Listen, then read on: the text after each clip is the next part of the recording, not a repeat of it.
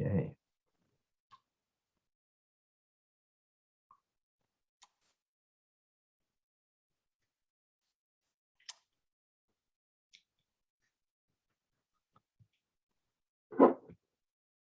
Baruch atah Adonai Eloheinu melech haolam shehakol nהיה b'dvaro. L'chaim everybody, l'chaim. Amen. Oh, goes down. Just like water. Where did you get that from? I'm listening. All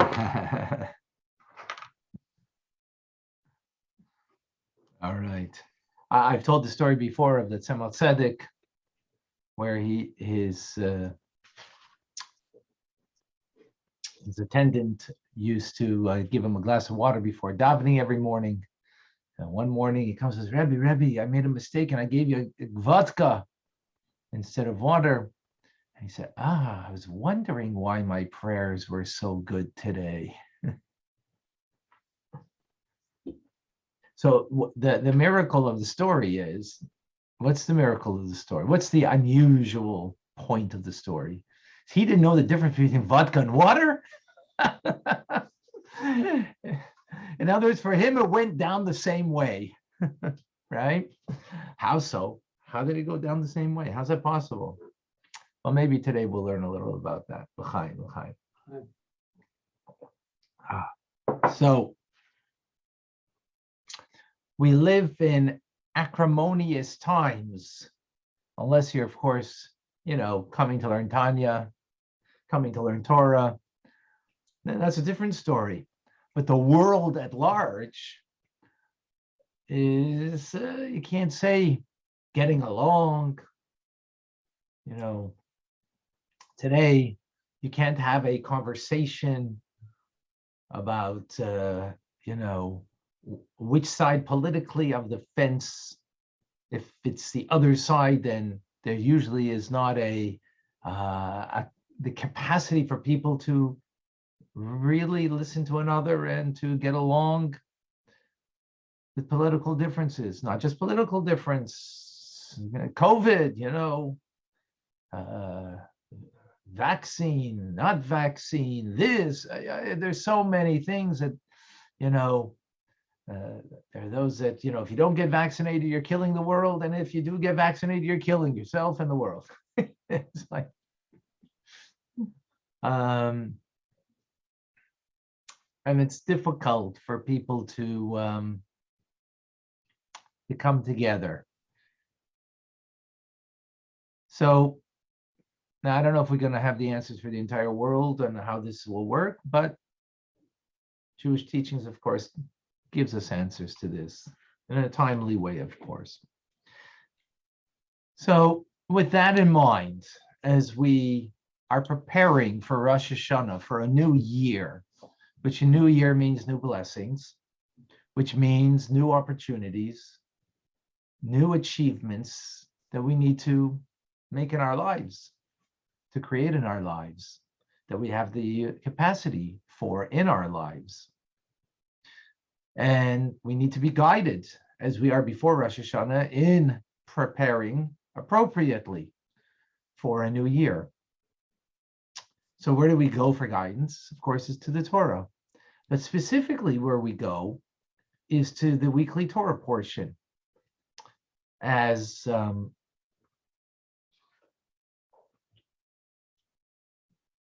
taught to us.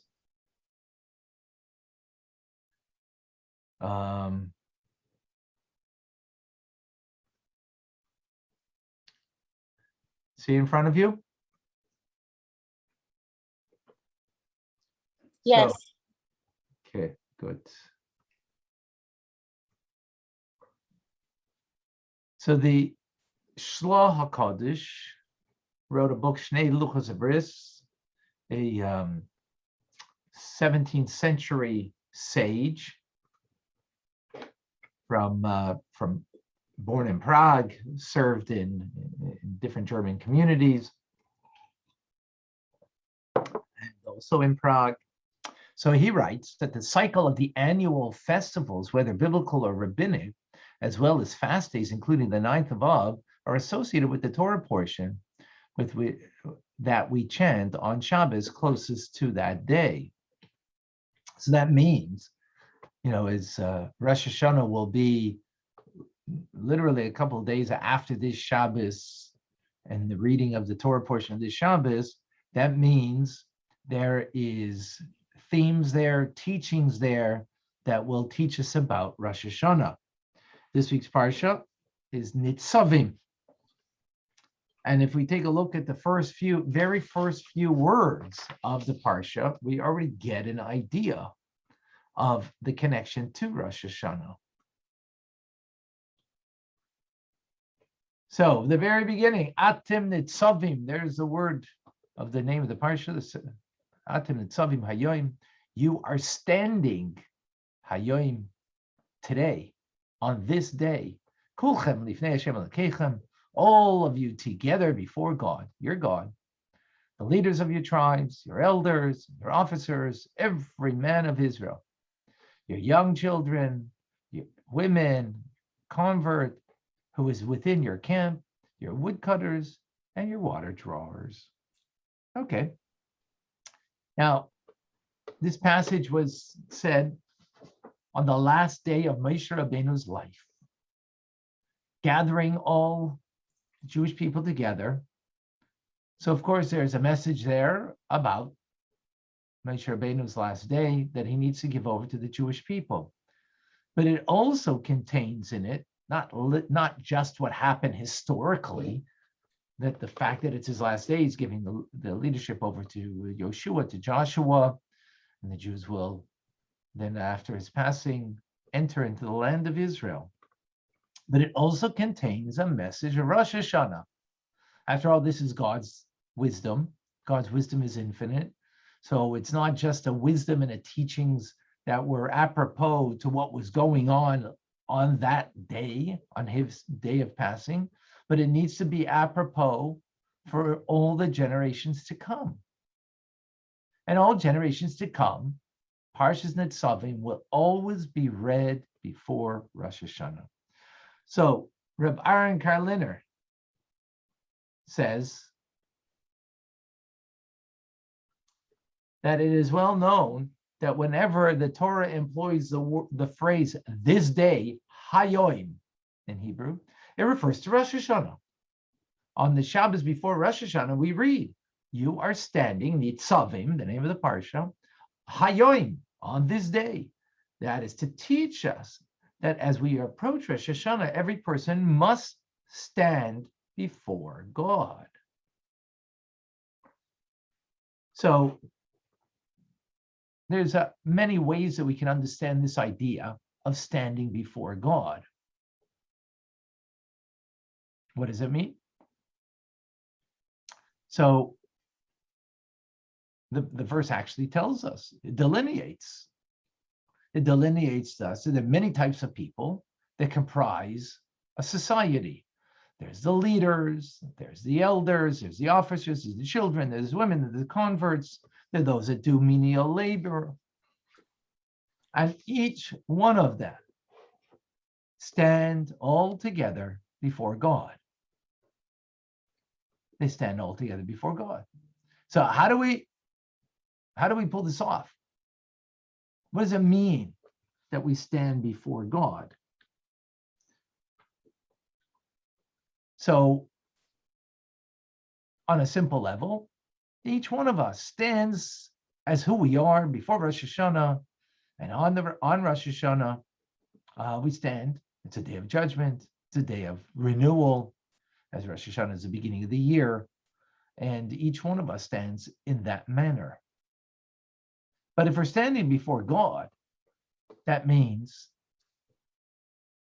there's the way I see how I stand before God, but then there is, of course, God's perspective on how he sees me standing before him, right? Not only am I standing before him, but not only do I perceive my perspective on standing before him, but there's God's perspective of how he sees me and all of us collectively standing before him.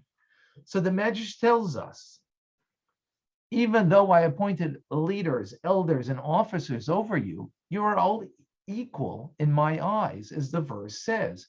Every Jewish person, Kol Ish Yisrael. So let's break this down. Let's understand this idea, right? Let's understand what's going on over here. By the way, just a reminder, whoever can put on their camera, power to you. Thank you, Katie. Welcome. L'chaim, l'chaim.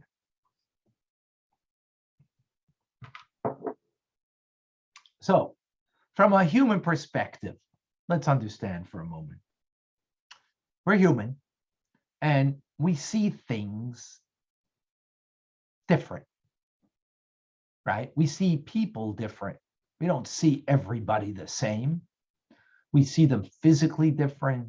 We see them spiritually, emotionally, intellectually different.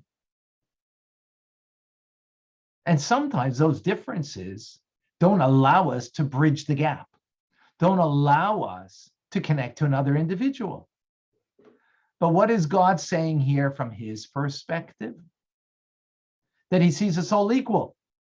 Whether you're wiser or smarter, whether you're wealthier or craftier, you're all equal. As opposed to, again, from our perspective, we see distinctions. I see someone who is that I'm close to, someone I'm more distant to, someone who I have an affiliation to, a liking to, and so on and so forth. We get that, right? Makes sense? But God doesn't see it that way. No distinction. Doesn't matter what your talents are. Doesn't matter what your appearance, what your abilities. Whether you're greater or lesser, more important, less important. That would be from our perspective.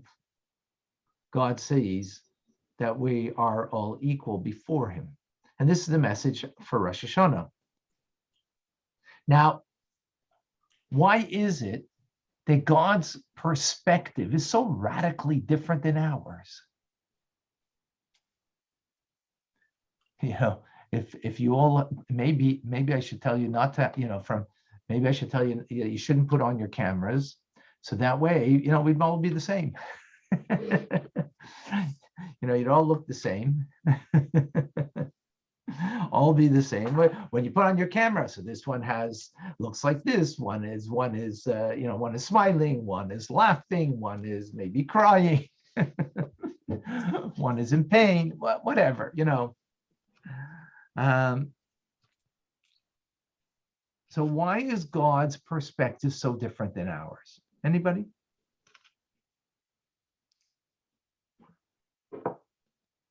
We come with the, Hova, go for it.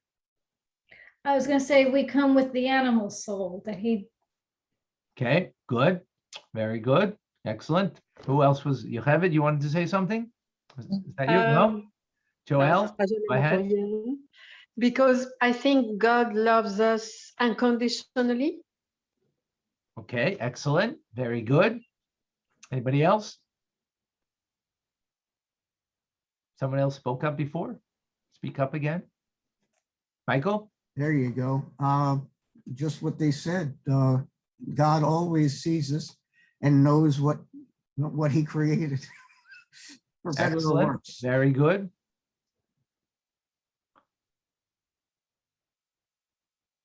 So, very simply, God is a simplistic whole oneness.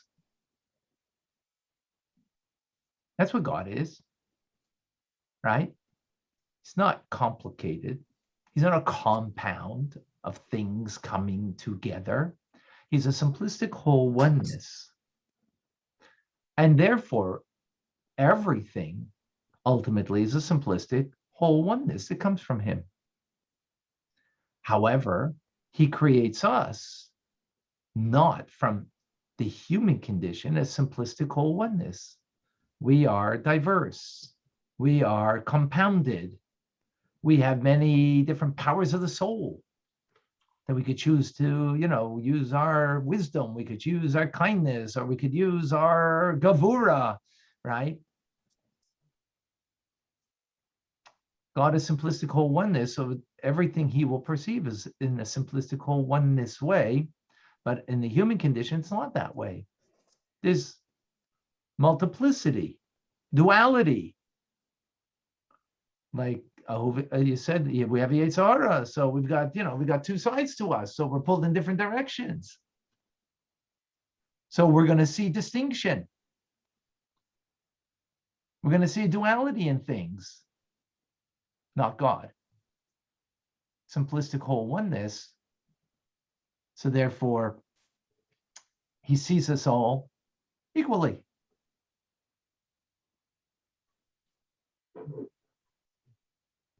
Does that make sense? Yes. Let's see how the alter. Oops, no.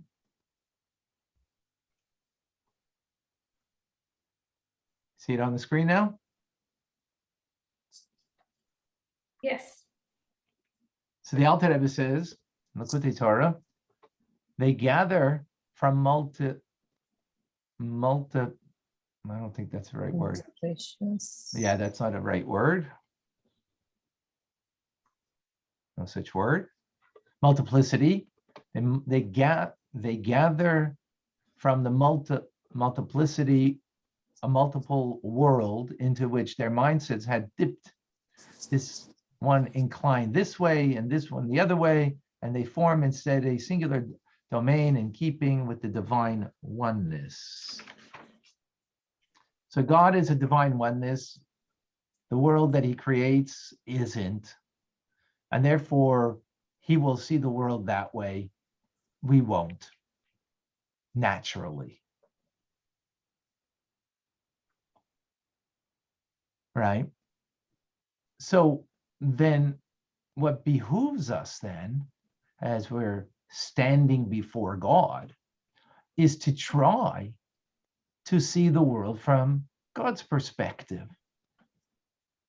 And if we see the world from his perspective, then maybe we can gain a way that we can be better united and have a more peaceful society and so on. Does that make sense? Yes, but Rabbi Fine, Yes. I'm afraid that it's impossible because human beings have defects such as jealousy, envy. This one want to be the biggest, the greatest. This one want to be the most beautiful. This one wants to be the richest one. So that's very difficult, in fact. Right. Absolutely. Well, that's what we just described. We described God's perspective and our perspective. Ours is the human condition, exactly what we said. There is going to be a duality, and therefore we're going to be driven, by the animal soul and its desire to be wealthy, its desire to be famous, its desire to, to have pleasure, and therefore distinctive me from you, me ahead of you, me better than you, me greater than you, and so on. You're right. But that's the challenge. And as we stand before God on Rosh Hashanah, Nitzavim-Pre, so we need to find the way that we can see God's perspective on how we are, how God sees things in an equal manner, and therefore that and take on his perspective and rise above the human condition is exactly the challenge. You're right, Joel. We're not saying it's easy, but we can't desist from it. We can't say, well, no, I can't achieve that, or I can't work towards that. We need to work towards it. Is that fair enough? Yeah, absolutely. So we're going to give 4 different strategies on what we can do. Okay. And one is the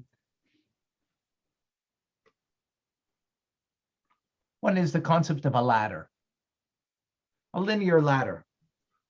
So everybody is on a ladder in their connection with God, right? And where you are in that ladder, well, is not really so important, but which direction you're going on that ladder is what's important. So you might be on a higher rung, but if you're going down, you're going down.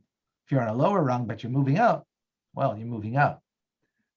So where you are in your life, in your connection with Hashem, with Torah mitzvahs, and doing goodness and kindness in this world, whatever rung you are, you need to move up on that ladder. And if someone is below you, well, maybe they're moving up, maybe you're not moving up. Maybe you're moving down, or maybe you're not moving up so much and they're moving up. So when we think about it that way, then all I'm trying to do is look upwards to move up and to become better. And I'm not kind of looking down, because what happens when you look down on the ladder? You kind of get scared. Oh, I'm too high. And you get frightened and you want to come back down to the sure-footedness of the ground. But if you just look up, then you just see how far you have to go. So that's a healthy way to, to look at your life. You're going up the ladder. And that's all I'm concerned, is that I, go up the ladder and achieve what I'm supposed to achieve, going up the ladder in connection to God, into connection to fulfillment of what God created me for, what he needs me for in this world. That's healthy. That's very good. But is there a drawback to this? Anybody? Is there a drawback to this way of looking at your life?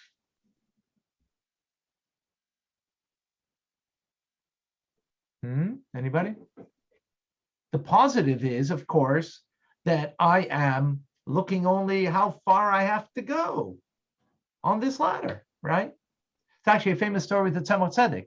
He was a little lad playing with his friends, and the Alter Rebbe was looking out the window, and they were playing on a ladder.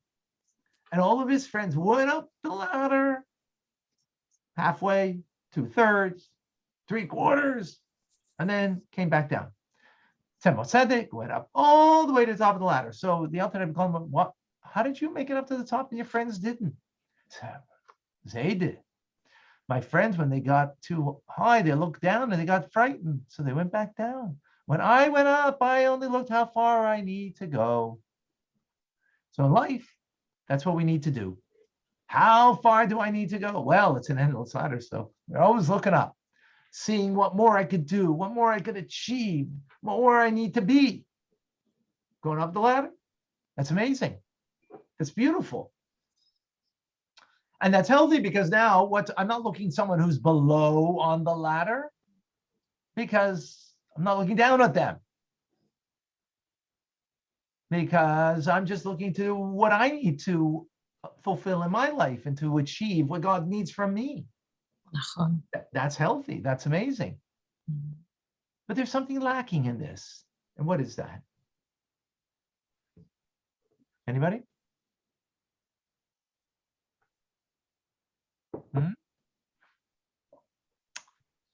In the end, I'm not connected to somebody else.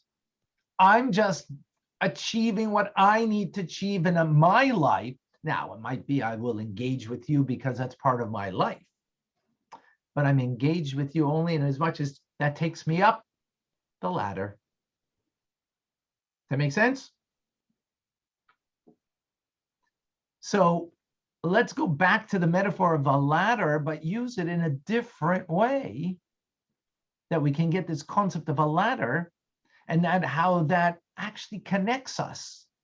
So, and not merely I don't judge someone who's below on the rung, because I'm busy going up the rung and I'm not looking down at someone who's on a lower rung, which is great. That itself is a great achievement. If the whole world did that, that would be a much better world we'd be living in. But that's not enough of connection. Why? Because that's not God's perspective. God's perspective isn't merely that we are each achieving what we need to achieve and going up the ladder. God is saying he looks at all of us equally. Well, what does that mean? How do we understand that? Where's the equality over here? I mean, you could say equality in everybody's just, how much are they going up? But there's something must be more profound.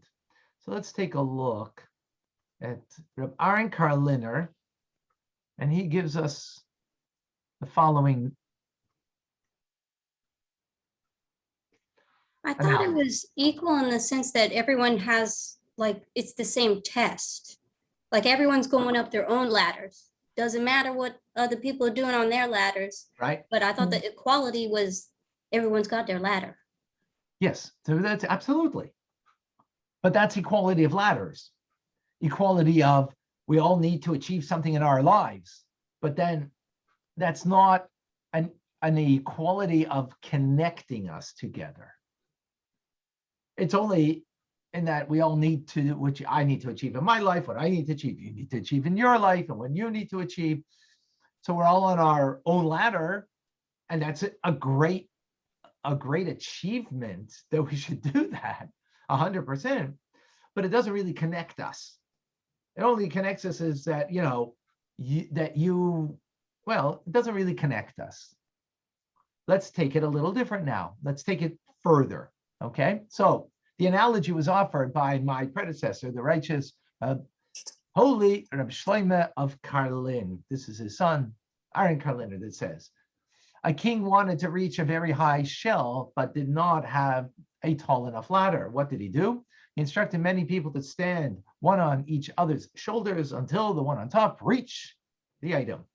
Though the person at the top accomplished the goal, one cannot say that the person on the ground is superfluous, for he would walk away, all would have fallen. So this brings out now something much more profound and deeper, how we need each other, right? When I'm on my own ladder and you're on your own ladder, so we don't really need each other. I mean, maybe we need each other so I can have my fulfillment, but here this takes it a step further in the metaphor, that I can only reach to the top where I need to reach if I have you to stand on. Famous story of the Baal Shem Tov. The Baal Shem Tov had his students with him in time of davening, of prayer. And one time he was praying, meditating at great length. And the students saw that this was going to take some time. So one by one, they left, and figuring that they had to go take care of some things, whatever, and figuring that they would come back. The Baal Shem Tov is going to still be in the middle of his meditation and his prayers, and that they will still be there when he comes out of his prayers, meditation. And one by one, they left. And all of a sudden, Baal Shem Tov finishes immediately. And then the students came back and they were kind of embarrassed, like what happened? That the Baal Shem Tov finished, and they thought that they would come back and still find him in the middle of prayers. So he said, well, no, you have a mistaken notion. You have to understand, in my prayers, I'm going up a ladder, but on that ladder is based on you. That's why I have you here. Part of the prayers is because you help me to stand and to get to a place, to reach to a place that I wouldn't be able to reach if it wasn't with the rest of you who joined with me. But once you left, you walked away, everything came collapsing, and I no longer was able to reach the heights that I needed to reach. And therefore my prayers ended. So what does this bring out? Very simple idea. That there might be the Baal Shem Tov who's the holy man who reaches to the top of the ladder in his prayers to heavens above, and the others can't reach there. Or the king who gets, to reach to the high shelf and get, the crown that's there that he needs, or whatever it might be. So he has others who are lesser capability, but he can't achieve what he needs to achieve without them. Therefore, everybody's essential. Everybody's important. Does that make sense? What's the drawback over here, though? The drawback in the first metaphor was everybody's on their own ladder. Here, there's one ladder. Everybody is needed. Everybody's an integral part. But what's the drawback over here? In the end, are we really equal? The Baal Shem Tov's prayers are equal to my prayers. Yes, he stands on me, but he's the one who's going to heaven, not me. He's the one who's attaching himself to the highest levels of divinity, not me. He's just stepping on me, which by all means, do so. What a privilege. But that's not really equal.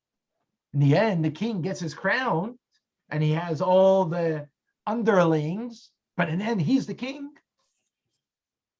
He's getting the crown. He's doing the achievement. So the same thing is, we all working together towards an achievement, but in the end, the one who, the last blow of the hammer, did the job, finished it. So there is a difference still, right? Not every contribution is equal, although we're all together in contributing to the end result. So all of the students of the Baal Shem Tov were there to bring the end result of the Baal Shem Tov being able to reach places that he couldn't without them. They didn't realize that. So the same thing, we need each other. So the greater one can reach somewhere where the underlings help. But yet, is that really equal? No. Why? Because it's a ladder. What's a ladder? Linear. There's a top, there's a bottom. So even though on this ladder we are all on it and we need each other, but there is a higher, there is a lower. Does that make sense? So it's not really equal. So let's go further. The Alter Rebbe teaches us. Likutei Torah.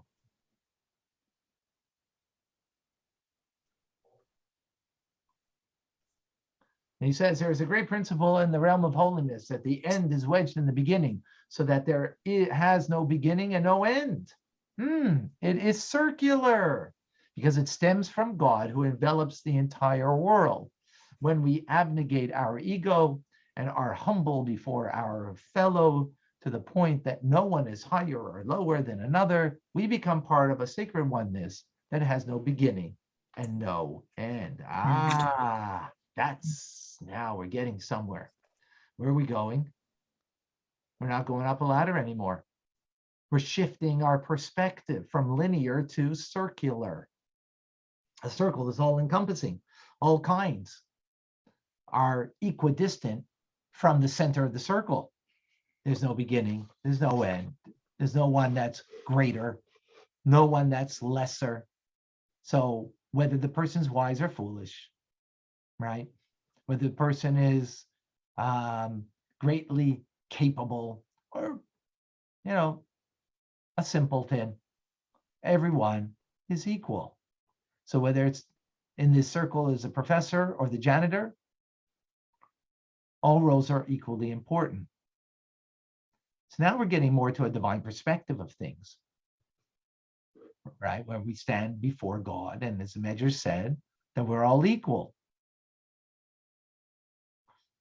Okay, so we get the metaphor, but why are we all equal? How do we understand this? We're Chabad, right? Right? Everybody who's Chabad, please raise your hand.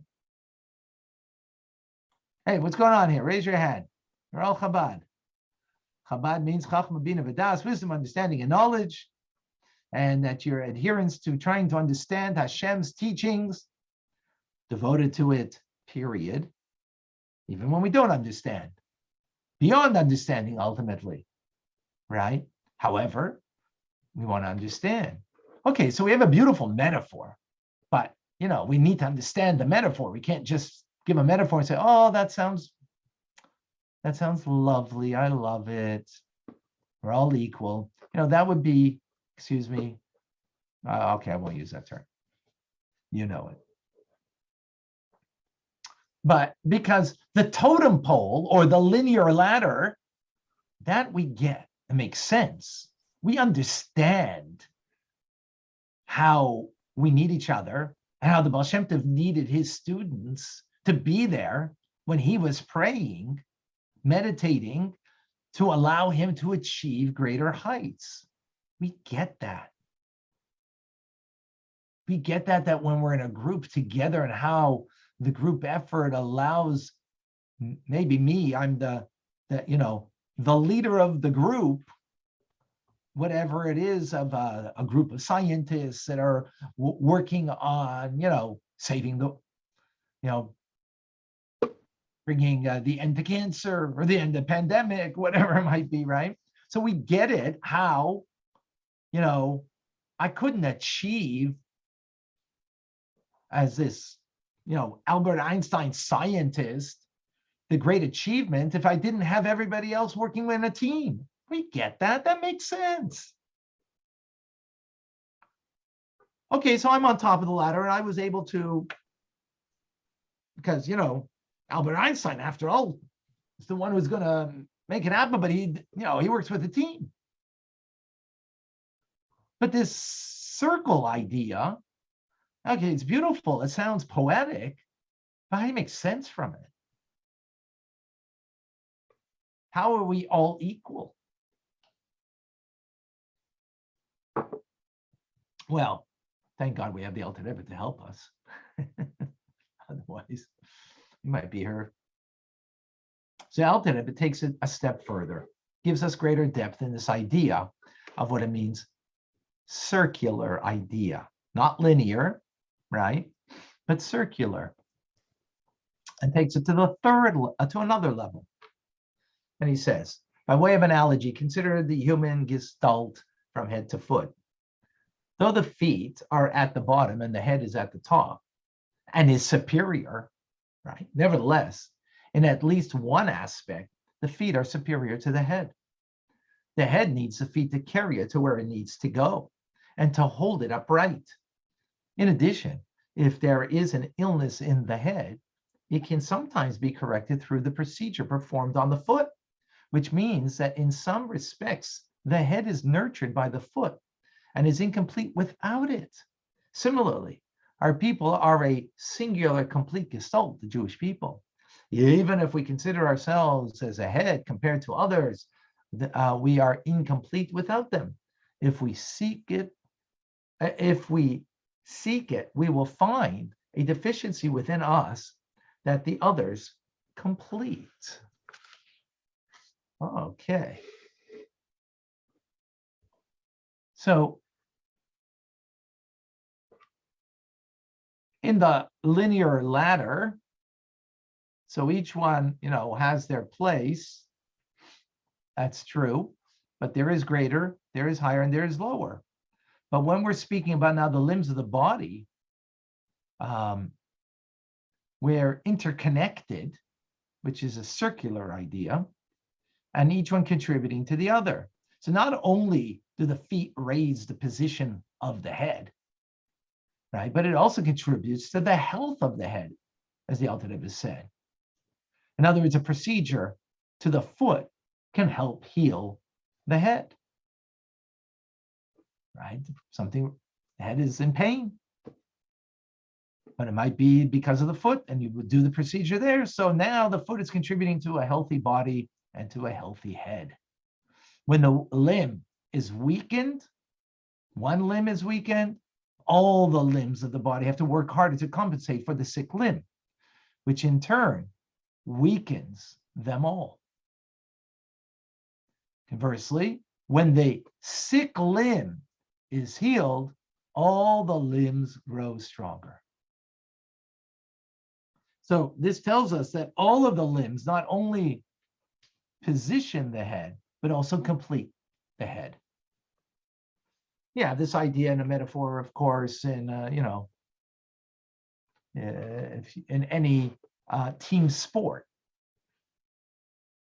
in football, even though the quarterback is the one who gets the fame and gets the big money, but if the quarterback wasn't protected properly, he'd be sacked a lot more often. If he didn't have a good running back or a good wide receiver or a good tight end who could be a decoy, right? Each one plays an integral role that brings to the entirety of, the success of the team. And each one is crucial. So likewise, and even more so in the body, right? We get that idea that if one limb is unhealthy, it's affecting everything. When it gets healed, it's affecting everything. So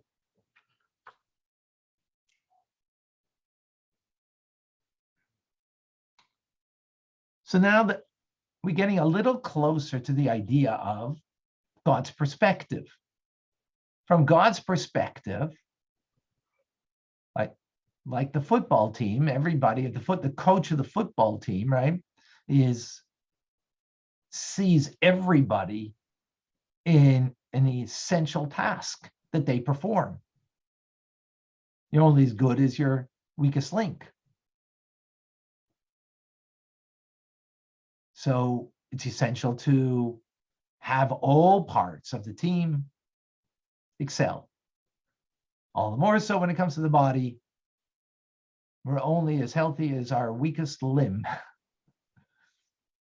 And therefore we need to heal that, and it affects everything, including the head, even though the head's on top. So is that what it means that we stand before God, before Rosh Hashanah, that we stand equal before him? So on some level, you could say that, but it's yet not sufficient. Why?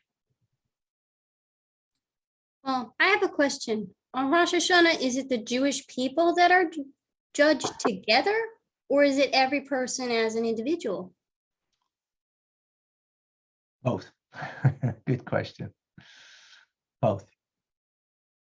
There's a collectiveness and an individual. Both things.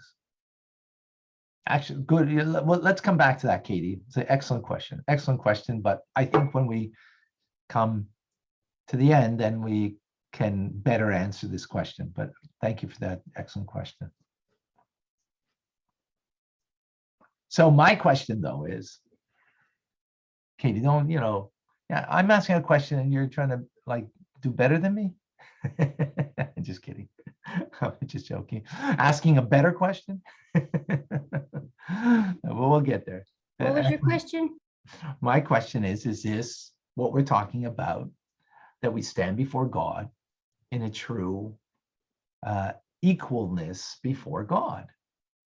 Right? Here we're saying there's an equalness as the coach sees his football team, right? Equally. He sees every position crucial and essential to the team, right? Are the physical limbs of the body. Each limb is crucial to the well-being, the overall health of the entire body, and that of the mind. So is this what it means? Is this the strategy that we need to have this metaphor, to understand and to appreciate about that each and every single one of us is a different limb of the body, and therefore, we need to be a cohesive one in order that we have a healthy body, that we are a team that comes together and wins the championship, right? Is this what God's perspective is? So on one level, there is. That's what the Alter Rebbe tells us. But even this is not truly being equal before God. Why? Let's face it, a quarterback still is making a lot more money because his role that he plays is greater, right? In the end, you may have a little pinky that's hurting, but let's face it, if there's something wrong with your heart, something wrong with your mind, that's a greater effect on you than the pinky, right? Or stubbing your toe. Stubbing your toe, yeah, it's painful, it's hurtful, and it affects, but in the end, God forbid, you got the ball thrown, hit at your head, and now you have a, what's it called? Concussion. Thank you, a concussion. So I know of a 13-year-old boy. That's what happened to him. And that developed into, it was there, but it emerged in him as a result of that concussion, a mental illness, depression, and suicidal, and so on and so forth. All beginning with that. There was obviously a predisposition to it, but right. The point that I'm bringing out is that, your little pinky that's hurt, right? You got a little cut, paper cut. Okay, sometimes that's, but you can't compare that to a concussion and what that could mean, right? So in that sense, what do you mean equal? How do we understand equal? How do we get that? Again, I thought you're standing before God in judgment. So the way I view it is from a karmic perspective, because I'm not from this tradition, I'm from a different tradition. So karmically, you got to purify your karma. And then, you could compare it maybe to like the moment of death too. Everyone's equal in death. Sorry to bring it to a morbid level there, but you're all equal in death too. You set aside any worldly title, name and fame, whatnot. What are you if beyond yourself or whatnot? Right. So you could see it that way, but we're, from the Torah perspective, we're trying to look at it, and from a Torah perspective, it's not merely a day of judgment. The day of judgment comes out of and emerges from a deeper idea, not merely just judgment. Welcome, Esther. So it's not judgment is a outgrowth of the day of what Rosh Hashanah is, which we're coming to and trying to have a deeper understanding of, right? So we're going to take another step deeper, and let's understand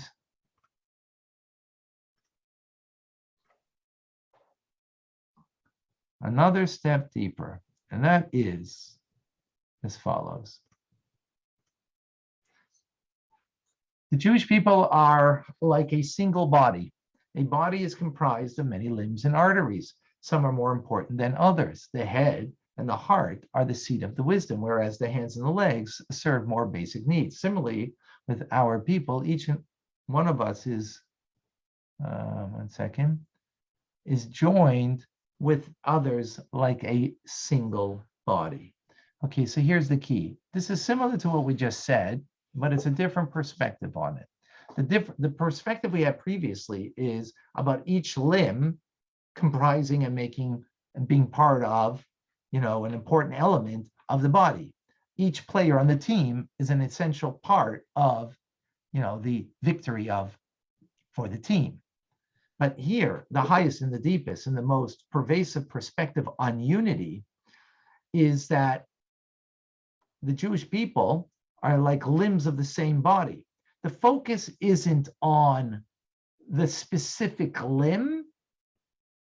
That's not the focus. The focus is that we are just a single entity. Because when we look at the separate limbs, there's a distinction between the limbs. If you look at the team, there's a distinction between, the quarterback and the lineman and the value that they have to the team. But when you look at it as one organism, a single organism, that we're the same sparks of a soul from the same God. So it's not the organs that are merely complementary towards one another, but they are part of each other. They're not separated parts of one organism. They are just one organism. So in that respect, the brain is part of the leg and the leg is part of the brain. Why? Because they're one organism. Or there isn't a head and a foot in a single body. There's a single body with a head and a foot. We understand that now with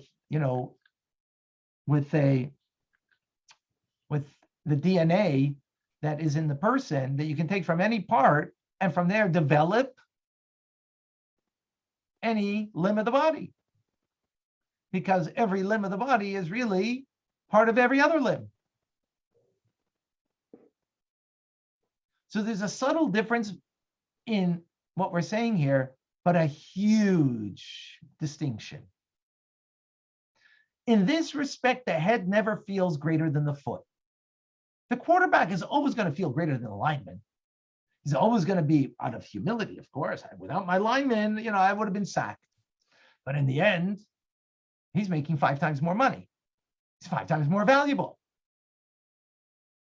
In this respect, that if you're one organism, the head doesn't feel greater than the foot. The foot doesn't feel inferior to the head. Why? Because there's no distinction here. It's one entity, the body. It's the same body. The brain is part of the foot is part of the brain. It's all one. This is similar to the Jewish people, and this is unique to the Jewish people, this idea. This is unique to the Jewish people, that this concept that there is no distinction is that we are part of each other. Or as Kutzker Rebbe said, if I am me and you are you, then I'm not me and you're not you. But if I am you and you are me, then I am me and you are you. Right?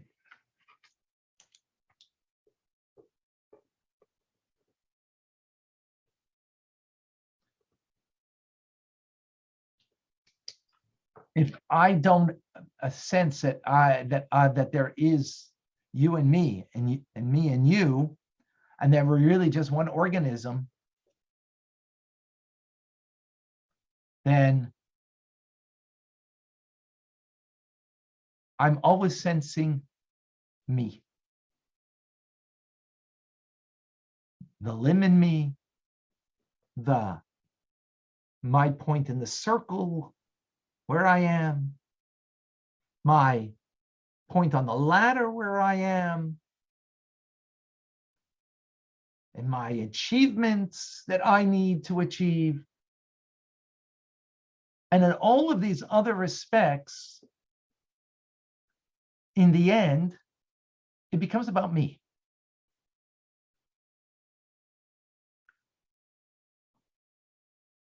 And there's a truth to that. And that's why it's here, part of the teachings. But the deepest unity is that there's such a deeper inherent connection of just a single being, a unity that's inherent,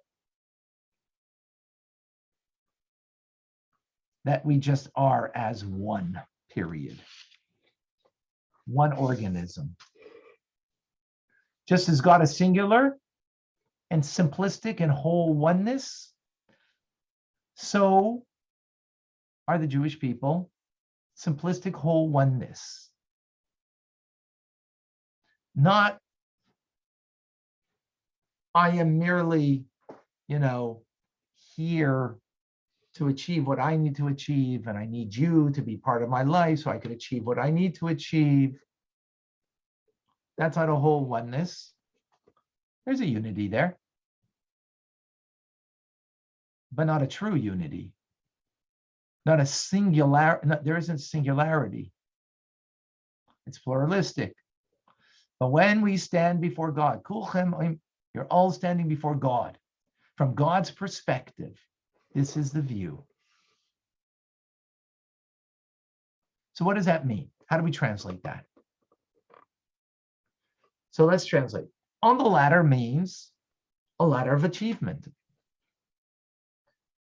right? Going up. We need to. That's part of life. We're supposed to achieve. And I have to be responsible for myself to achieve what God needs from me. Be responsible not. During the year, that's how we have to look at things. I'm on the ladder. I got to climb. I've got to fulfill what God needs from me. And I don't look down at where others are. Just look and see how far you need to go. So because when I go down the ladder, that means I'm going to get more distant from God. When I'm going to go up the ladder, I'm getting closer to God. What is achieving the closeness? Doing what God needs from me. What God wants from me. And that is what I need to achieve throughout the year. Absolutely.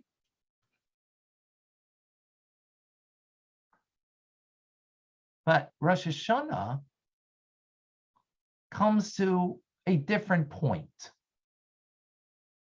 Rosh Hashanah, as Moshe Rabbeinu now we're gathering the Jews together, on the day of his passing,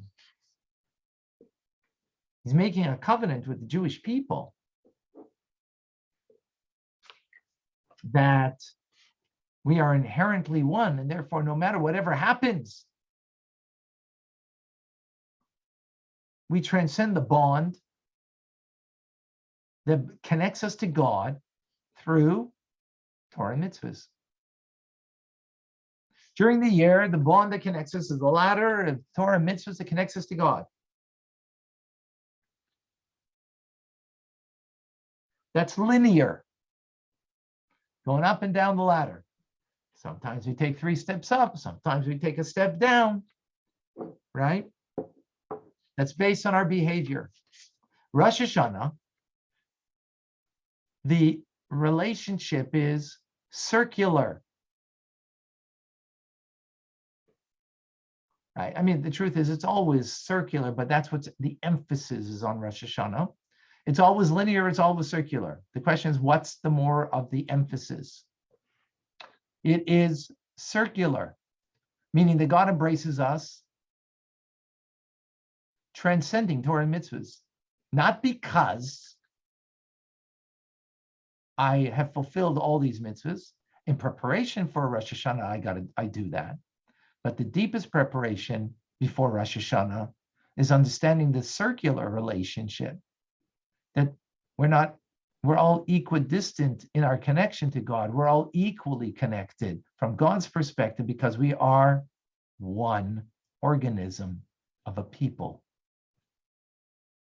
And because we're a singular organism of a people, and that's how I view my connection to God. So therefore, my relationship will be to God, whatever he needs from me, right? I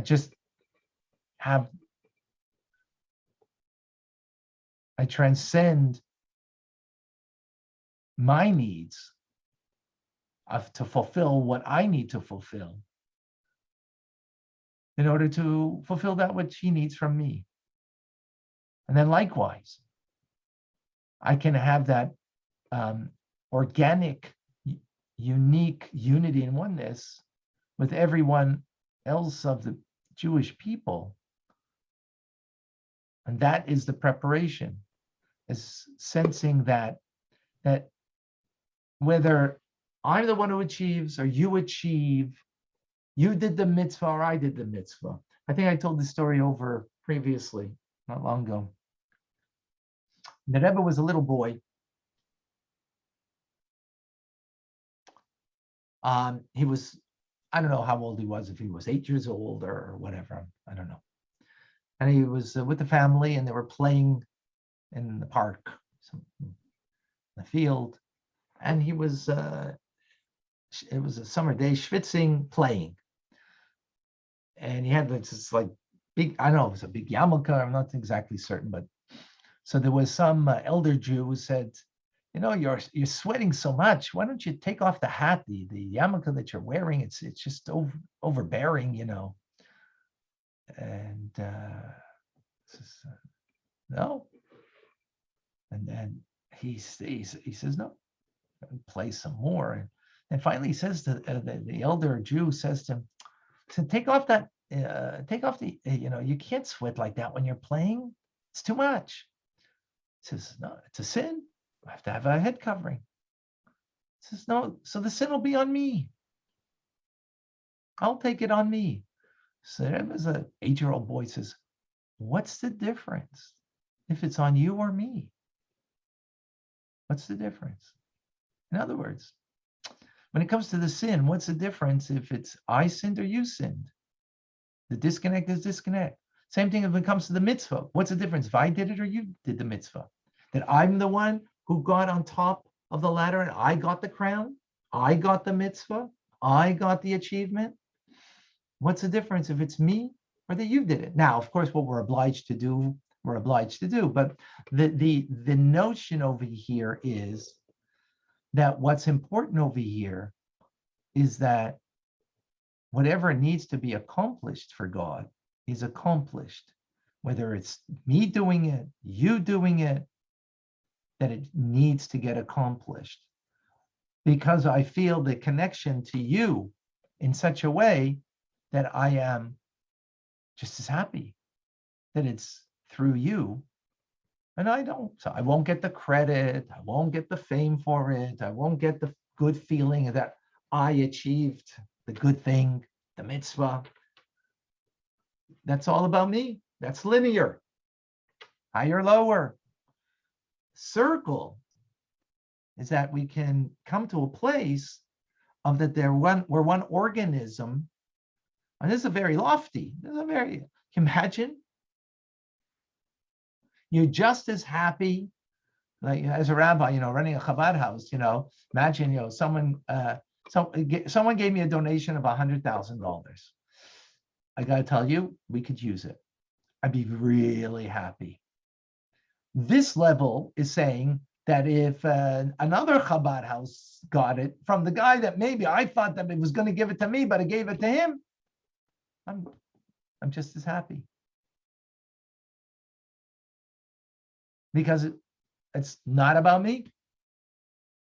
That we're one organism. So you got it? That's a very lofty level of feeling equal and a oneness, a simplistic whole oneness. I don't know if I'm on that level, but that's God's perspective. That's God's perspective.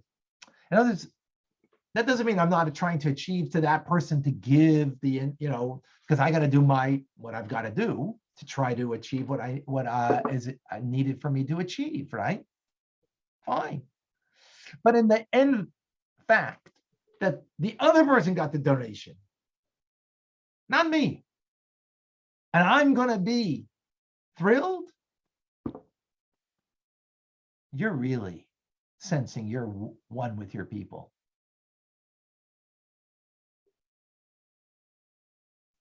So, when someone is in pain and we feel compassionate for them, someone is suffering and we have compassion for them, that's natural. But when someone is celebrating and their celebration is your celebration, you make it your simcha, that's hard. That's your joy. I'm happy for your joy. It's your joy. But your joy should be my joy. That's one organism. That's one being. That's not natural. That's an achievement. That's truly being equal. When we can do that, when we can get there, then we know we're truly standing before God.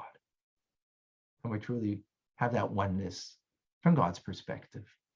L'chaim. I have work to do to achieve that. We all have work to achieve that. That really brought it home, that last detail there about, you can feel for someone else's pain, or you can be happy for someone, but to literally be as happy. Like it's Like- your joyous occasion. Wow, yeah, that really kind of explains it. That's hard. To be there with another and empathy in their pain. Your pain is my pain. You can feel someone else's pain, and you can, but joy somehow, no. There we done. We're not so united. It's yours, not mine. So you're marrying off your child. I'm so thrilled that you're marrying off your child. I'm so happy for you. No, and that's beautiful. We're talking now about God's perspective. That's a very lofty ordeal. And this is what it means to stand before God. Now, on the eve of Rosh Hashanah, to come to that perspective. We stand today, and we will stand that way, even though we see plurality, we see distinction, we come to as a true oneness, and that will actually, this message, I don't know how much this is really apropos for the world, be quite honest, because there's not an inherent oneness. Being an American is not inherent oneness. Being a Canadian is not an inherent oneness. It's only a geography that brings you together, right? Soul is not bringing you together. Being a believer in a belief system brings you together only in belief. It doesn't bring inherent connection, right? If you all believe in the same, you're all believers in communism. You're all believers in socialism. You're all believers in this religion or that religion, right? So that's not an inherent oneness. It's not inherent, that all the people who believe in communism are inherently connected. They're not inherently connected. Their belief system is connected. That's it.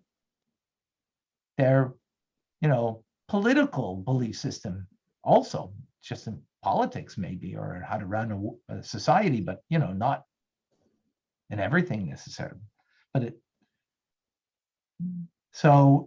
and even in other faiths, that you're a believer, you buy into it. Your buying into it is your commitment to it. But no, it's not inherent. But here we're talking about the Jewish people. There's something inherent that we have of the fact that we are all Jewish people, Jewish soul. That Jewish soul makes an inherent connection, and therefore a oneness. And it doesn't matter higher, lower, this one, that one. We are literally one. All right, folks. I'm over my time period. Rabbi, Yes, Vilma. so I read somewhere in the Tomer Devorah about this, that the Jewish souls are intimately connected, like you said, as one organism, and even more so, the merits of one person go to all. And it's like this when you restore your own soul, you're actually restoring the soul of Adam Kadmon, which is where all Jewish souls come from. Right. As I understand it, it's beautiful. Yeah. Yes. Yes. Thank you for sharing that. Yes, absolutely. Michael, it is necessary for a child to develop self-esteem, family, group, city, and country. Yeah, right. Absolutely. We're talking Rosh Hashanah now. What is your allegiances into your country, to your city? That's not what Rosh Hashanah is about, right? Your Rosh Hashanah, that we stand before God equally, means God's perspective of equal, and that the Jewish people are one organism. And when we can sense that, by the way, that's the truest, deepest sense of identity.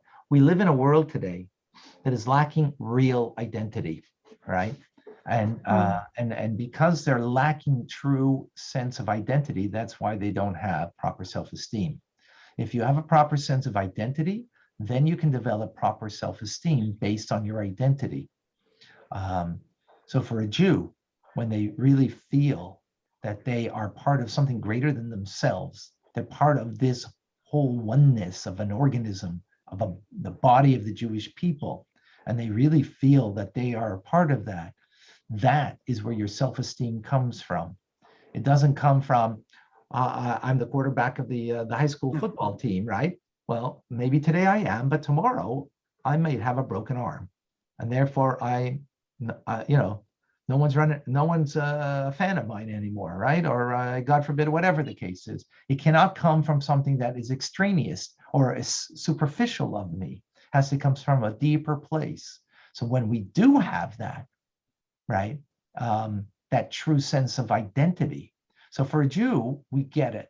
For a non-Jew, they also have an identity of they're created in the image of God, and the image of God, that therefore they are part of God's plan in goodness and kindness that they need to achieve in their fulfillment, their personal fulfillment, in what God needs from them in this world, and then collectively how they can make this world a world of peace. So they, through the 7 Noahide laws, it's elucidated in the Torah. So a non-Jew has their role, their place, and what they need to that they can identify with, that is who they are, that will give them the proper self-esteem, will give them the proper tools in life, then how they can become the true image of God to reveal within them. Absolutely. I won't expound on this much. I just wanted to say, I always got a kick out of learning the word ethnocentrism. And I told Dad, you helped me through college and all you get is a word. But it was, it really was profound, opened my eyes to the reason and the source of everything. Also comes from a time you're a baby, everything is necessary. Right. You're the best, you're everything. And you have to have that to be able to go out and take on the world. And then you have to remember that it's a world and you're taking on something bigger than you, that you should be very careful about what you do. Right. But if you're the best because you achieved great marks in school, then that's going to be your failure. That will end up being, can end up being your failure, right? Because, I'm only because I achieved something, I'm the best. And that's the point over here. On the ladder is because I'm achieving. And so for a Jew means achieving Torah mitzvahs, right? An achievement. Yeah. So I'm a really good Jew because I do a lot of mitzvahs and I do a lot of good and So, and I'm achieving. Even to raise a child and say, you're wonderful because of that mitzvah. No, that's a problem. No, you're not wonderful because of the mitzvah. You did the mitzvah wonderfully, but not you're wonderful because you did the mitzvah. You're wonderful, period. You're wonderful, period. That mitzvah you did wonderfully. Very big difference. Just a little nuance on what you're saying. That will not bring them proper self-esteem. Because I'm only wonderful when I did good. And then when I fail, I'm a failure. I'm a failure. No, you're not a failure. What you did was a failure, but you're not a failure. You're a part of that organism that's greater than you, that you're a part of this sum total that's much greater than you. And therefore, when you recognize that, that's what makes you wonderful. That's what makes you wonderful. Now that you are wonderful, independent of what you accomplished or didn't accomplish, now go accomplish. Now climb the ladder. That's how the two tie together. Recognize that you're wonderful, significant, remarkable, because you are that circle. You're part of that greater whole of the organism, of the whole body of the Jewish people. You're wonderful. Now, because you are wonderful, not because of anything you did, not because of anything you achieved, now go achieve. So it's not about not achieving, but it's achieving based, the ladder is based on that circle. And that's Makes sense? just one thing. That's why I said early on, I'm on Jacob's ladder. That's pretty much it. We're all on it. It's a game, and you do the best you can to. It's not a game. The It's real. No, team. no. A game means it's not real life. This is real life. Oh, no, Real. I mean, Real. as a team. I know what you meant. I know. No, I just wanted to correct that. This is real. And it's truly real. All right, folks. We should be written and sealed for a sweet, good year. All wonderful things beyond your expectations. Hashem should give you beyond what you imagine. We will be gifted from Hashem. God bless you. And we'll see you tomorrow for some Tanya. Thank you, Rabbi. Thank you. Thank you. Thank you, everybody. Be well. Thank you. Have a Be good well. one. Bye-bye. Thank you, Rabbi. Fine. God Bye. bless you.